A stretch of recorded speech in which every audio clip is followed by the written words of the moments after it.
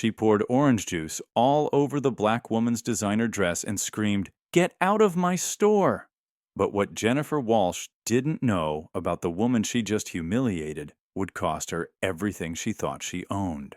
The sticky liquid dripped down Victoria Sterling's face, staining her $1,000 blazer as shocked gasps echoed through Elite Fashion House. Jennifer stood there, triumphant, clutching her empty bottle like a weapon, thinking she had just put this uppity customer in her place. But as Victoria calmly wiped the juice from her eyes, her voice carried a chill that should have terrified every person in that store. "You have no idea what you just did." Jennifer Walsh thought she was dealing with just another difficult customer. She had no clue that Victoria's next phone call would flip this entire situation upside down, turning Jennifer's world into her worst nightmare. Because the woman standing there covered in orange juice and false accusations owned something Jennifer couldn't even imagine. What happened next proves that you never truly know who you're talking to. And sometimes, karma doesn't just knock on your door, it buys the whole building. But let me take you back to where this all started, because the story of Victoria Sterling would shock everyone in that store. Victoria Sterling walked through the glass doors of Grandview Shopping Center that Tuesday afternoon in Atlanta, carrying herself with the quiet confidence that came from building an empire from absolutely nothing. At 42, she moved through the world like someone who belonged everywhere, dressed elegantly, but never flashy. Her philosophy had always been simple true power whispers, it never shouts. What nobody in that upscale mall knew was that this woman owned 18 shopping centers across 4 states, making her one of the most powerful real estate moguls in the Southeast. Her story read like something from a movie script. The daughter of a single mother who cleaned office buildings at night, Victoria had worked 3 jobs through college, saved every penny, and slowly built a multi-billion-dollar empire, one property at a time. But here's what made Victoria truly extraordinary. She never forgot where she came from. Once a month, she made unannounced visits to her properties, walking through them like any regular customer to see exactly how people were being treated. She believed that how you treated strangers when you thought nobody important was watching revealed everything about your character. Today's visit to Elite Fashion House was supposed to be routine. Instead, it would become legendary. Jennifer Walsh had been managing Elite Fashion House for 8 years, and every single day felt like a battle to prove she belonged in this world of luxury and status. At 38, Jennifer was consumed by insecurity, constantly comparing herself to the wealthy customers who walked through her store. She had grown up in a small town outside Birmingham, and even after nearly a decade in high-end retail, she still felt like an outsider desperately trying to prove her worth. Jennifer had developed a nervous habit over the years. She constantly sipped from a large bottle of orange juice throughout her shifts, claiming it helped her energy levels. But those who worked closely with her knew the truth. Whenever Jennifer felt threatened or insecure, which was often, she would gulp down that sugary drink like liquid courage. Her ambition was fueled by a toxic mixture of deep insecurity and a desperate need to feel superior to someone, anyone. Working under Jennifer was Ashley Rodriguez, a 24-year-old recent graduate from the Fashion Institute. Ashley was bright, hardworking, and had a natural eye for style, but she was also new and still trying to navigate the complex social dynamics of the store. Over the past few months, Ashley had noticed disturbing patterns in how certain customers were treated differently than others. The way certain shoppers were watched more closely, followed around, or subjected to additional security measures that seemed to correlate more with skin color than actual behavior. As the newest employee, Ashley felt powerless to speak up about what she was witnessing, but those observations were about to become crucial. The stage was set at Elite Fashion House, the crown jewel of Grandview Shopping Center, a gleaming monument to luxury where price tags started in the hundreds and climbed into the thousands. Crystal chandeliers cast elegant shadows over marble floors, while carefully curated displays of designer goods created an atmosphere that whispered, exclusive to those who could afford it, and unwelcome to those who couldn't. This was the world where these very different lives were about to collide in a way that would change everything. Victoria Sterling, the secret billionaire on a routine property inspection. Jennifer Walsh, the insecure manager desperate to assert her authority. Ashley Rodriguez, the young employee caught between right and wrong. And Michael Thompson, the observant security guard who saw more than anyone realized. None of them knew that this ordinary Tuesday afternoon was about to become extraordinary and that the next few hours would expose the ugly truth about discrimination power and what happens when someone judges a book by its cover without realizing they're looking at the person who wrote the entire library. The moment Victoria approached the store entrance, Jennifer suddenly materialized like she had been watching and waiting. Jennifer moved quickly, positioning herself strategically near the security checkpoint, and called out to Michael Thompson, the mall security officer. "Michael," Jennifer said sharply. Her orange juice bottle clutched tightly in her hand as she pointed directly at Victoria. "I need you to check her bag before she enters my store. Store policy for certain customers." The pause before customers made her meaning crystal clear to everyone within earshot. Here's what made this moment absolutely infuriating. In the 10 minutes before Victoria arrived, Michael had watched 7 white customers walk into that exact same store. A middle-aged woman carrying multiple shopping bags from other stores, a young couple with designer backpacks, an elderly man with a large briefcase, 2 teenage girls with oversized purses, a businessman with a laptop bag, and a woman with her children each carrying their own bags. Not one of them was stopped. Not one was questioned. Not one was asked to open their belongings. But Victoria, an impeccably dressed black woman with a single designer handbag, was immediately singled out as a security threat. Michael felt his stomach drop. His 20 years of security experience told him this was wrong, but store managers had authority to make specific security requests. Still, something about Jennifer's targeting felt fundamentally discriminatory. "Ma'am, I apologize, but the store manager has requested a bag check," Michael said quietly, trying to conduct the search as respectfully as possible, while Jennifer hovered nearby like a predator watching its prey. Victoria looked Michael directly in the eyes and saw the conflict there. She could tell this wasn't his idea. "Of course," she said with dignity, opening her handbag despite the obvious profiling. Michael conducted the search professionally, finding nothing but normal items, wallet keys, phone tissues, lip balm. "Everything's clear," he said quietly, handing the bag back with an apologetic look that said he knew this was wrong. But Jennifer wasn't satisfied. If anything, the clean search results made her more determined to find fault. "Well, that's just the entrance screening," Jennifer announced loudly, taking a long gulp of her orange juice. "We have additional security protocols throughout the store for high-value merchandise." Once inside, Jennifer's psychological warfare escalated immediately. She cornered Ashley, who was arranging a jewelry display near the entrance. "Ashley," Jennifer whispered urgently, but not quietly enough to avoid being overheard. "I need you to follow that woman around the store. Stay close and watch everything she touches. Document anything suspicious." Ashley's heart sank as she looked at Victoria, who was calmly examining the store layout like any normal customer. This was exactly the discriminatory treatment that had been keeping her awake at night. "But Jennifer, she seems like a perfectly normal customer," Ashley said quietly. "Did I ask for your opinion?" Jennifer snapped, taking another aggressive gulp of her juice. "This is how we maintain security standards. If you can't handle basic job requirements, maybe luxury retail isn't for you." Ashley felt trapped. As the newest employee still in her probationary period, she desperately needed this job to pay off her student loans. Speaking up felt like career suicide, but following these orders made her sick. So Victoria tried to shop while Ashley awkwardly shadowed her every move, and Jennifer positioned herself strategically around the store, making loud commentary clearly intended for everyone to hear. Some people just don't understand the value of quality merchandise, Jennifer would announce to other customers while gesturing in Victoria's direction.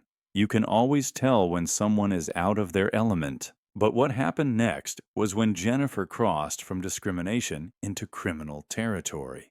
And it would be the beginning of the end of everything she thought she controlled. Victoria had moved to examine an intricate beaded evening gown, completely absorbed in the craftsmanship when Jennifer saw her opportunity. Moving under the pretense of organizing nearby accessories, Jennifer carefully selected a $600 gold bracelet from the jewelry display. With calculated stealth that suggested this might not have been her first time, Jennifer slipped the bracelet into Victoria's open handbag while she was distracted reading the designer label. Jennifer's heart raced with vindictive satisfaction as she stepped back. Now she had her insurance policy, her trump card, to justify every discriminatory action she had taken. Ashley was positioned about 15 feet away when she noticed Jennifer acting strangely near the jewelry section. Something about Jennifer's body language seemed off. Too careful, too deliberate. Ashley couldn't see exactly what was happening, but every instinct told her something was wrong. Meanwhile, Victoria continued shopping completely unaware she had just been set up for something devastating. She selected several items with impeccable taste, a stunning sapphire blue designer dress, matching Italian leather shoes, and carefully chosen accessories. The total came to $8,400, exactly the kind of high-value transaction that should have had Jennifer rolling out the red carpet. Instead, Jennifer saw this as the perfect opportunity to escalate her psychological assault. "Ma'am," Jennifer said loudly enough for every customer to hear, approaching with a patronizing smile. "Do you realize how much these items cost?" The question hung in the air like an accusation. Jennifer was essentially asking a grown woman if she could do basic math, implying someone who looked like Victoria couldn't possibly afford to shop there. "The total comes to $8,400. Jennifer continued slowly, like she was explaining something complicated to a child. "That's $8,400. Are you absolutely certain you understand what that means?" Victoria maintained remarkable composure. "I'm quite capable of managing my finances, thank you," she replied calmly, though there was steel in her voice. But Jennifer wasn't satisfied. She demanded proof of Victoria's ability to pay. "I'm going to need to see your money before we proceed," Jennifer announced, gulping her orange juice. "I've seen too many people embarrass themselves trying to buy things beyond their means. I'm just trying to save you from that humiliation." When Victoria presented her black American Express Centurion card, a card that required a 7-figure annual income to obtain, Jennifer's eyes lit up like she had found evidence of a crime. She examined it with exaggerated suspicion, turning it over multiple times like it was evidence in a criminal investigation. "This doesn't look right," Jennifer announced loudly. "The hologram seems off. I'm going to need to verify this card isn't stolen." What happened next was a masterclass in public humiliation. Jennifer called the credit card company right there in front of everyone, speaking loudly about fraudulent activity and making pointed comments about fake credit cards and identity theft. "Yes, I have a customer here attempting to use what appears to be a suspicious credit card," Jennifer said into the phone, her voice carrying across the store. "I need verification that this isn't stolen property." Even when the transaction was approved and the card verified as legitimate, Jennifer refused to back down. "Computer errors happen all the time," she claimed. "Just because the system approved it doesn't mean everything is legitimate." But inside, Jennifer was feeling more confident than she had all day, because she knew something nobody else knew. She had her ace in the hole sitting right there in Victoria's handbag, waiting to be discovered. Victoria completed her transaction with dignity intact, but Jennifer knew this was just the beginning. As Victoria prepared to leave with her purchases, Jennifer made her move. "Wait just a minute," Jennifer exclaimed loudly, her voice echoing through the store as every conversation stopped and every head turned. She pointed dramatically at Victoria with theatrical outrage. "I saw you put something in your bag from the jewelry section." The entire store went dead silent. Every customer browsing through racks, every employee organizing displays, every person within earshot stopped what they were doing and turned to stare. You took that gold bracelet when you thought no one was looking. Jennifer continued, her voice getting louder with each word. I saw you slip it into your purse when you were pretending to examine those dresses. Victoria's face showed genuine confusion and shock. What, I haven't taken anything. This is absolutely ridiculous. But Jennifer was fully committed to her lie now. She took another nervous gulp of her orange juice and declared, I'm going to need to search your bag immediately. It's store policy for suspected theft. This was the moment when Victoria's patience, which had been stretched beyond its limits, finally snapped. This is racial profiling, and I will not tolerate it, Victoria declared firmly, clutching her handbag protectively. You have singled me out from the moment I walked into this store, treated me differently than every other customer, and now you're making completely false accusations. Jennifer's eyes flashed with rage and desperation. Her carefully planned scheme was starting to fall apart because Victoria wasn't submitting to the search that would reveal the planted bracelet. That's when Jennifer decided to take matters into her own hands in the most shocking way possible. I know what I saw. You're a thief, Jennifer screamed as she lunged forward and tried to forcefully grab Victoria's handbag. What happened next was a physical struggle that left everyone in the store absolutely stunned. Victoria, acting on instinct to protect her property, held onto her handbag while Jennifer pulled and tugged with increasing desperation. Let go of my bag, Victoria shouted as Jennifer yanked on the straps like a wild animal. The struggle was intense and frightening to watch. Other customers backed away in shock, some covering their mouths in disbelief, others pulling out their phones to record this insane confrontation. But then Victoria said something that made Jennifer's blood run cold. You planted something, didn't you? Victoria accused, looking directly into Jennifer's eyes. That's why you're so desperate to search my bag. You put something in there when I wasn't looking. The accuracy of Victoria's accusation hit Jennifer like a physical blow. For a split second, her mask of righteous indignation slipped, and everyone could see the guilt and panic in her eyes. But instead of backing down, Jennifer doubled down and started screaming even louder. Security. She's resisting arrest for theft. This woman is a criminal. Michael Thompson heard Jennifer's screams from across the mall and started approaching cautiously. But something about the whole situation felt wrong to his experienced eye. Real thieves didn't usually fight this hard to avoid a bag search, and Victoria's outrage seemed genuine rather than guilty. That's when Jennifer, in a moment of pure desperation and vindictive hatred, did something that crossed every line of human decency.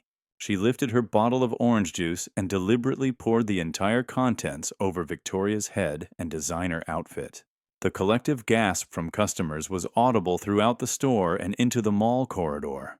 People couldn't believe what they had just witnessed. A store manager physically assaulting a customer with a beverage in front of dozens of witnesses. But what happened next would change everything for everyone in that store. The orange juice dripped down Victoria's face and neck, staining her expensive blazer and leaving her standing there like the victim of a cafeteria food fight. The sticky liquid splashed across the pristine marble floors as phones came out immediately, people starting to record this unbelievable scene. But Jennifer wasn't done with her Academy Award-worthy performance. The moment that orange juice left her bottle, she immediately started screaming like she was the victim of a violent attack. Help! She attacked me. She's violent, Jennifer shouted at the top of her lungs, pointing at Victoria, who was clearly the actual victim. She's a thief, and now she's assaulting me. Someone call the police. This woman is dangerous.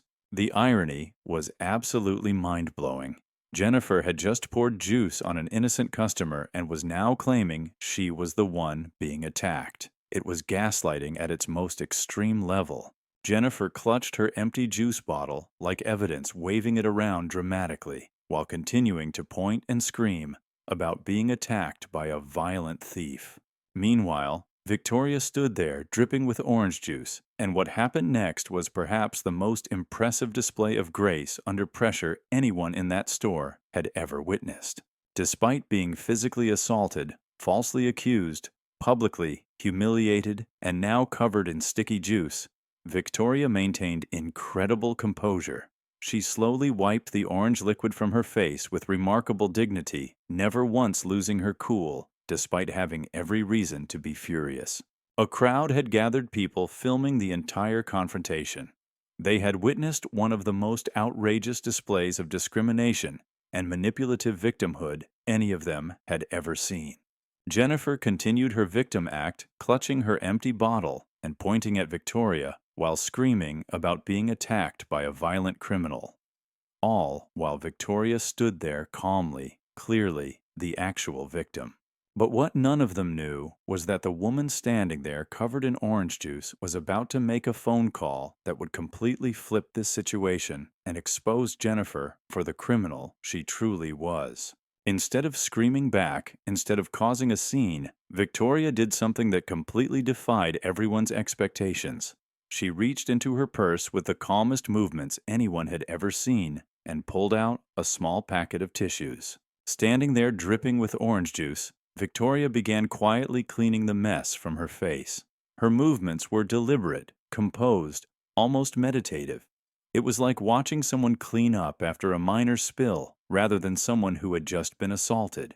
The contrast between Jennifer's hysteria and Victoria's composure was absolutely striking. While Jennifer continued pointing and screaming, waving her empty bottle around, Victoria methodically cleaned herself up with a dignity that was almost supernatural. Then, still moving, with that same eerie calm, Victoria reached back into her handbag and pulled out her phone. Her hands weren't shaking, her breathing wasn't labored. She showed no signs of stress or panic that anyone would expect. Michael had finally arrived at the scene, but instead of immediately taking charge, he stood observing with a trained eye of someone who had seen real emergencies and fake drama. Jennifer immediately pounced on Michael's arrival like it was her salvation. "Ah, Michael, thank God you're here," she shrieked, still clutching her empty bottle. "Check her bag. She stole a gold bracelet and then attacked me when I tried to stop her. She's dangerous." But while Jennifer was busy with her performance, something extraordinary was happening just a few feet away. Victoria had dialed a number on her phone, and what came out of her mouth next would change everything. "Hi, Marcus," Victoria said in a voice so calm and professional that it cut through Jennifer's hysteria like a knife. "It's Victoria. I'm at Grandview Shopping Center. Yes, our newest acquisition." The word acquisition hung in the air like a puzzle piece that didn't fit the picture everyone thought they were looking at. Ashley, who was standing close enough to hear fragments of the conversation, tilted her head in confusion. Acquisition. What did that mean? The elite fashion house store specifically, Victoria continued in that same professional tone. "We have a significant management problem that requires immediate attention." Jennifer was still ranting at Michael, completely oblivious to the conversation happening behind her. "She's a thief. I have witnesses. I saw her steal that bracelet with my own eyes." Michael, however, was starting to pick up pieces of Victoria's phone conversation, and something about it was making him increasingly uncomfortable with Jennifer's demands. "I understand you want me to search her bag," Michael said slowly to Jennifer, "but I need to assess the full situation first." Meanwhile, Victoria continued her mysterious phone call, and what she said next sent chills through everyone who was listening carefully. "I need you to contact our legal team and the mall's corporate office immediately," Victoria said in that same calm, professional tone. "We're going to need documentation of everything that's happened here today." Ashley caught that phrase, "our legal team," and felt her stomach drop. Who was this woman that she had a legal team, and what did she mean by our corporate office? Michael was also picking up pieces of the call now, and his years of security experience were telling him that something was very wrong with this entire situation. Real thieves didn't talk about legal teams and corporate offices. But Jennifer was still completely focused on her planted evidence, demanding that Michael search the bag immediately. What are you waiting for? She snapped at him. I'm telling you she's a thief. Check her bag, and you'll find the bracelet too. Then Victoria said something that made the entire situation take a turn nobody saw coming. Also pull the employee files for this location. Victoria continued into her phone. We'll need them for immediate termination proceedings. The phrase, immediate termination proceedings, hit Ashley like a physical blow. Who was this woman that she could authorize terminations? Ashley fumbled for her phone, her hands shaking as she tried to process what she was hearing. Michael heard it too, and suddenly, the name the woman had used at the beginning of her call clicked into place. Victoria. That name was familiar, like he had heard it recently in a completely different context. Ashley, Michael whispered urgently. Did she say her name was Victoria? Ashley nodded, her eyes wide with growing confusion. Victoria something. She's talking about employee files and terminations. Michael, who is this woman? Michael felt a chill as fragments of recent company emails started coming together in his mind. He pulled out his own phone to confirm what he was starting to suspect. Emma. Michael whispered, his voice tight with shock. Google, Victoria Sterling Business Acquisitions. Ashley's fingers flew over her phone screen, and what she found made her gasp out loud. Her eyes went wide as she stared at the search results, then looked at Victoria, then back at her phone. Oh my God, Ashley whispered. Michael, do you see this? Michael leaned over to look at Ashley's phone screen, and what he saw made his blood run cold. There, in multiple recent business articles, was a photo of the exact same woman standing in front of them, covered in orange juice, being accused of theft by Jennifer Walsh. The headlines told a story that completely flipped everything they thought they knew. Real estate mogul Victoria Sterling expands retail empire. Shopping center acquisition spree continues for Sterling Properties. Luxury mall chain sold to Sterling Development Group. Michael.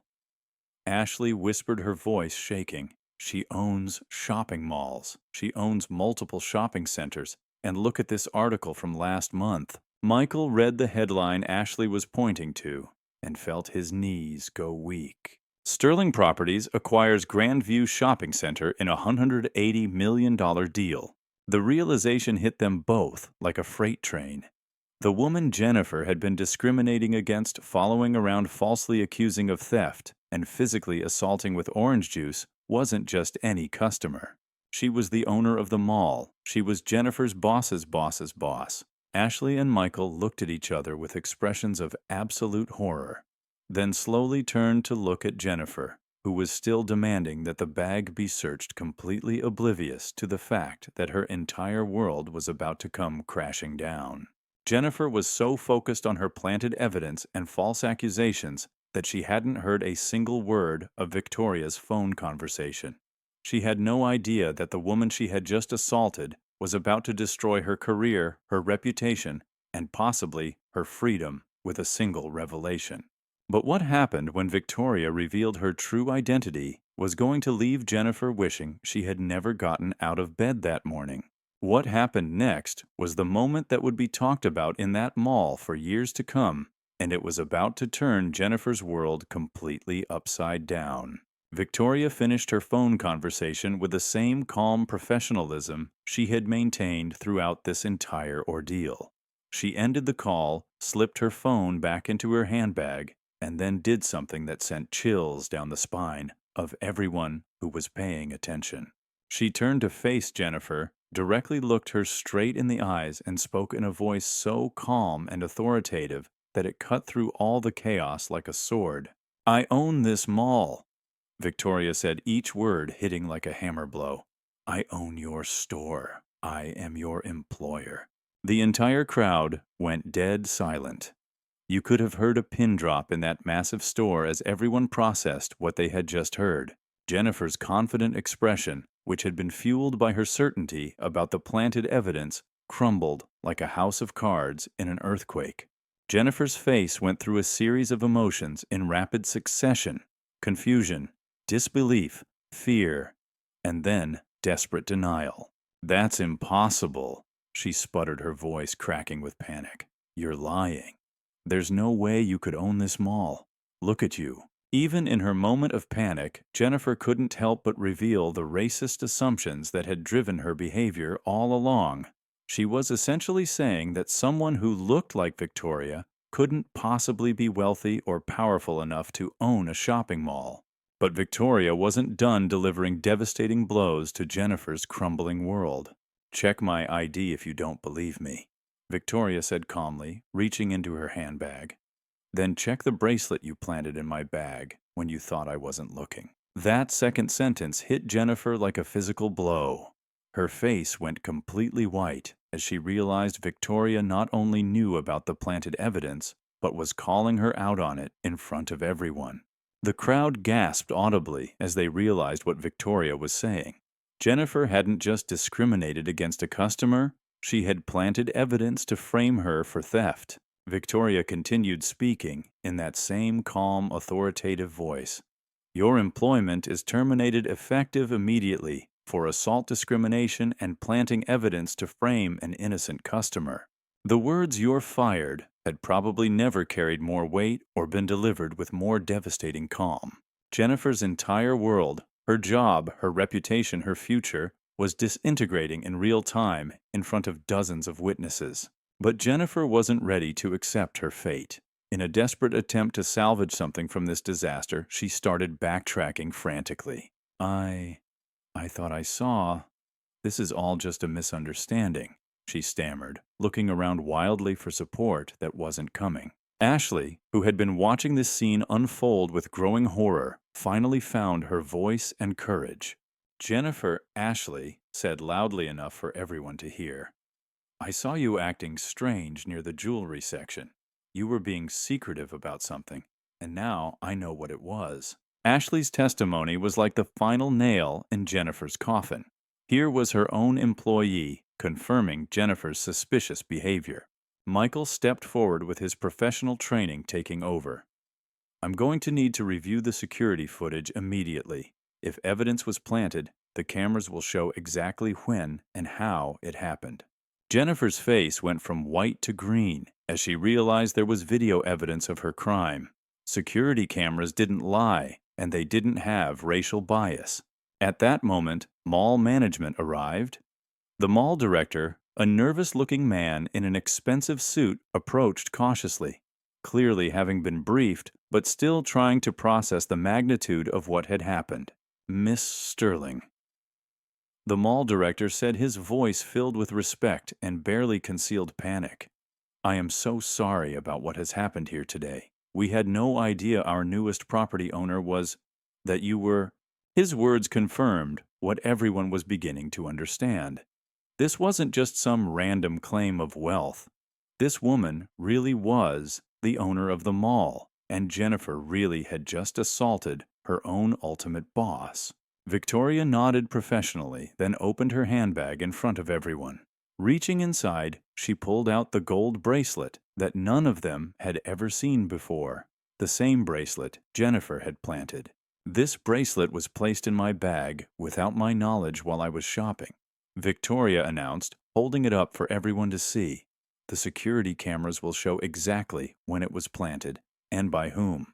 The crowd murmured in amazement and disgust as they realized they were looking at evidence of an attempted frame-up. Michael was already coordinating with mall security to pull the relevant footage. "We'll have the video evidence within minutes," he announced. "The cameras record everything with timestamps." Jennifer made one last desperate attempt to save herself, her voice breaking with panic. "This is all just a big misunderstanding. I thought I saw something. I was just trying to protect the store. I never meant for any of this to happen." But her protests fell on deaf ears. The evidence against her was overwhelming.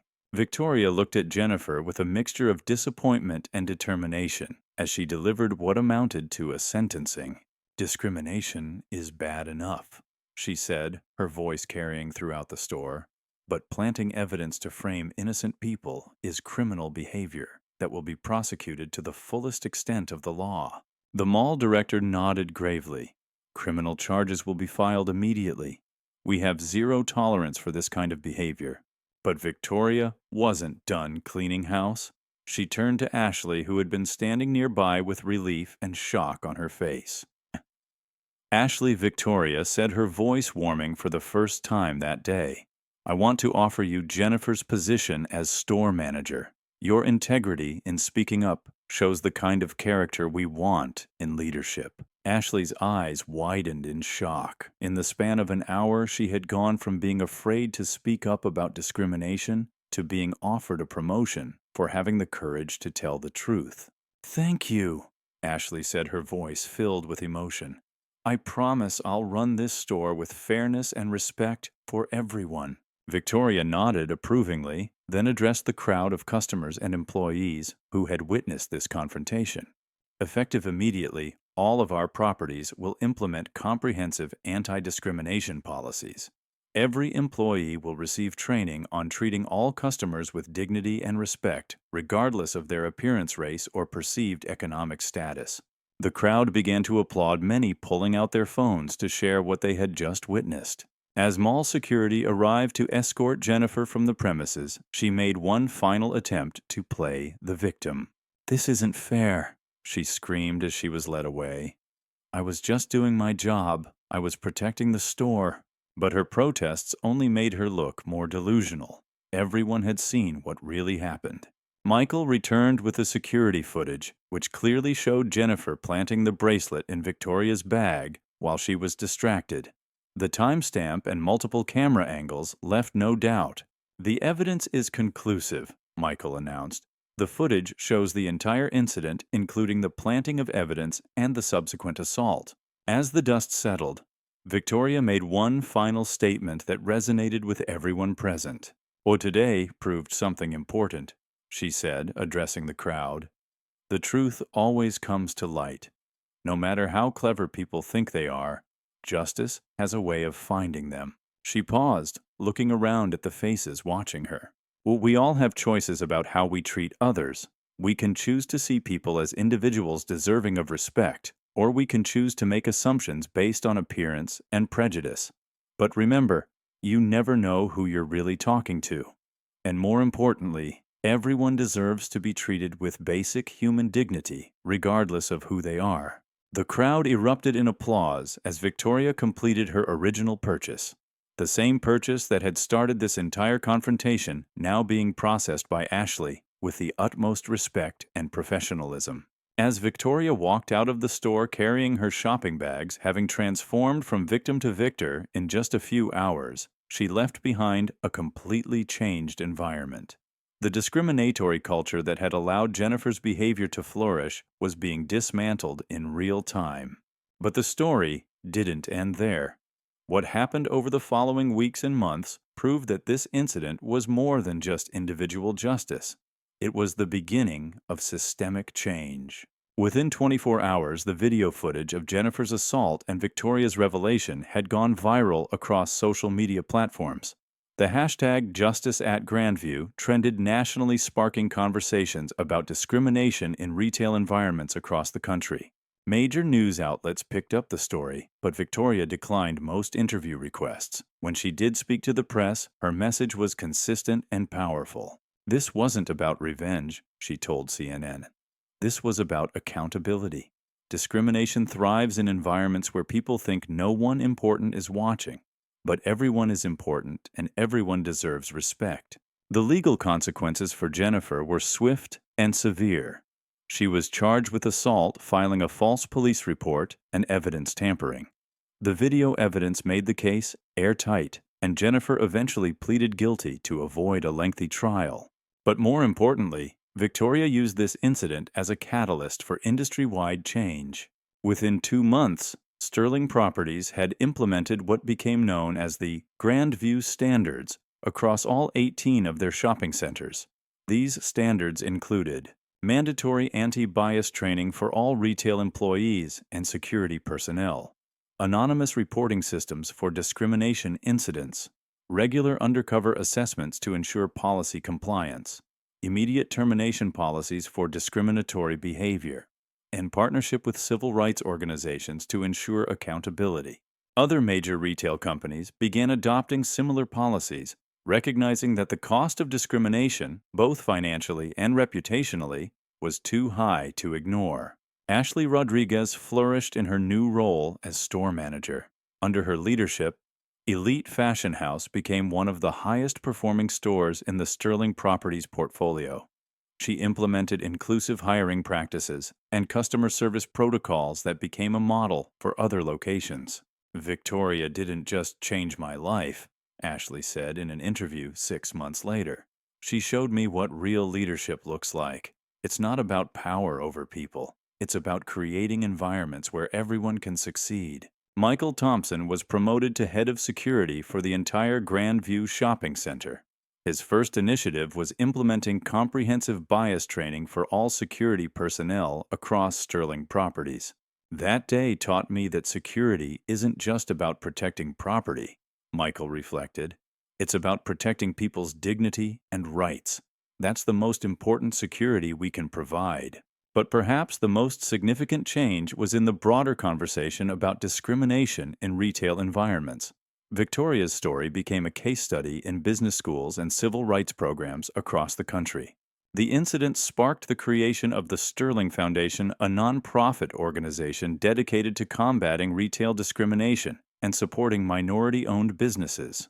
Victoria personally donated $50 million to establish the foundation. "Money without purpose is just numbers," Victoria explained at the foundation's launch. "Real wealth comes from lifting others up, not putting them down." 6 months after the incident, Victoria received a letter that moved her to tears. It was from a young black woman named Keisha, who had been shopping with her daughter when she witnessed the confrontation. "Dear Ms. Sterling," the letter read, "My 8-year-old daughter was with me that day at the mall. She saw everything that happened. For weeks afterward, she kept asking me why that mean lady was so awful to you. I didn't know how to explain discrimination to a child.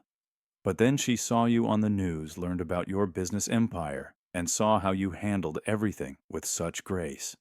Now she wants to be like you when she grows up. Thank you for showing her that dignity and success can coexist.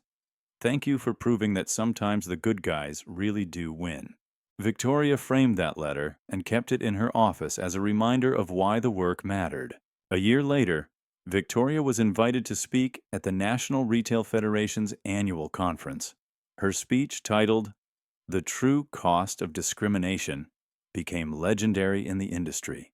"Every time you treat someone poorly based on their appearance," she told the audience of thousands of retail executives, "you're not just harming that individual, you're damaging your brand, your culture, and your bottom line.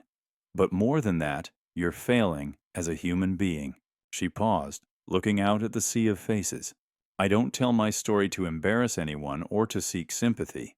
I tell it because discrimination is still happening every day in stores across America to people who don't have the resources to fight back that I was fortunate enough to have. That needs to change. And it starts with each of us deciding that human dignity is non-negotiable." The standing ovation lasted 5 full minutes. Today, the Grandview Shopping Center stands as a model of inclusive retail environments. A plaque near the entrance to Elite Fashion House reads, "Excellence in service means excellence for everyone, no exceptions." Jennifer Walsh was sentenced to 6 months in jail and 3 years of probation. She was also required to complete 200 hours of community service at civil rights organizations. After her release, she struggled to find employment in retail and eventually moved to another state. In a rare interview 2 years later, Jennifer said, "I destroyed my own life because of hate and insecurity I didn't even realize I had. What happened to me was justice, but it didn't have to happen at all if I had just treated that woman like a human being." Victoria continued her unannounced visits to her properties, but now they came with a different energy. Instead of testing for problems, she was celebrating solutions. The story of that Tuesday afternoon at Elite Fashion House became more than just a viral video or news story. It became proof that change is possible when people are willing to stand up for what's right, even when it's difficult. Victoria's empire continued to grow, but her focus remained on creating environments where everyone could thrive. She opened job training centers, provided business loans to minority entrepreneurs, and continued to advocate for civil rights in corporate America. Success isn't about how much you can accumulate, Victoria often said. It's about how much you can contribute. And the best contribution any of us can make is ensuring that dignity and respect aren't luxuries, they're guarantees. As for the orange juice that started it all, Victoria kept the blazer stained and unwashed, hanging in her office as a reminder, not of the humiliation she endured, but of the moment when silence became action, when injustice met its match, and when one person's courage inspired systemic change. Never underestimate the power of standing up for what's right, Victoria would tell audiences.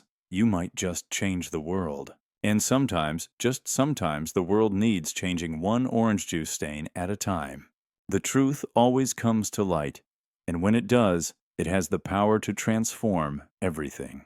If this story inspired you to stand up against discrimination, hit that subscribe button and share this video, because sometimes the most powerful person in the room is the one everyone underestimated. And remember, you never know who you're really talking to.